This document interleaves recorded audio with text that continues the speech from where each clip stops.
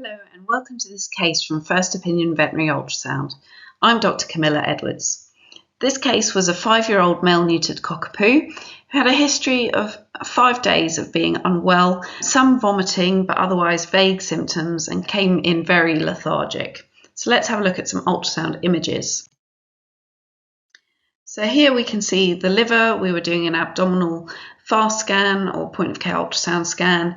We can see the cranial part of the liver here. We can see the gallbladder coming into view, and we can see into the thoracic cavity as well. There doesn't appear to be any free fluid. We can see the caudal vena cava coming in at the bottom of the image as well.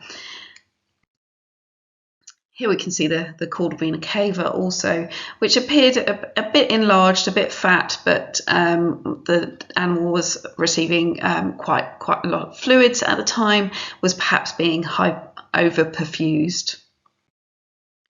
So here we've got the diaphragmatic hepatic view again, but we've increased the depth, and this allows us to look into the chest cavity a bit more, and we can see the heart here, and we can see that it's beating incredibly slowly.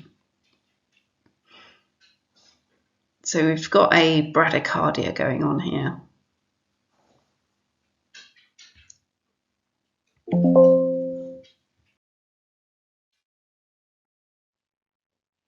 Our next view is our splenorenal view. So here we've got our kidney and we've got our spleen off in cranial view. So we're looking in this region for any free fluid in the abdomen or in the retroperitoneal space. There's none seen here. And again, just looking at that kidney and further cranial to the splenic region.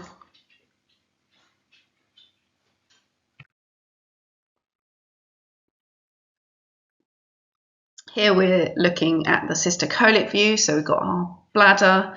We want to ensure we've got enough depth so that we can see the colon, and we're fanning through and rocking to get a good view for any free fluid in this region. There's none seen here. And then our splenointestinal view, we've got loops of intestine. Occasionally the spleen pops into view as well, and just looking for any sign of free fluid in this area. Then we were looking at our thoracic views, point of care ultrasound views, and here we can see the heart. We can see a rib with a rib shadow, another rib with a rib shadow, and another one over here. Here we've got the heart beating incredibly slowly. We've certainly got a bradycardia here.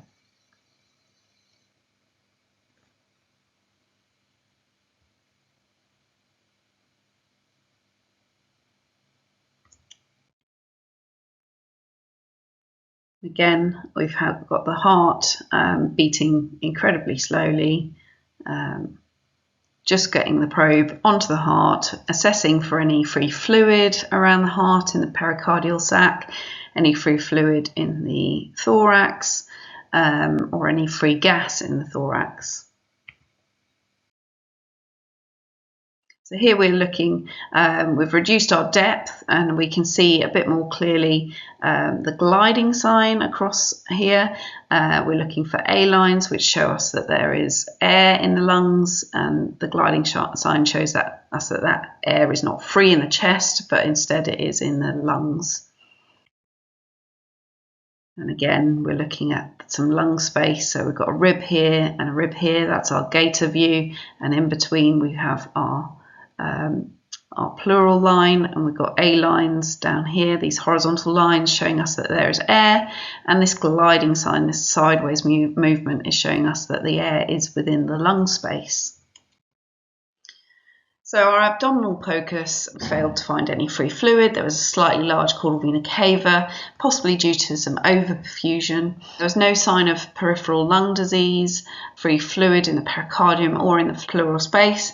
No pneumothorax was present, but we did note that heart contractility appeared good. There was no sign of hypovolemia. However, there was a significant bradycardia, and that led us to doing an ECG, which revealed a heart block.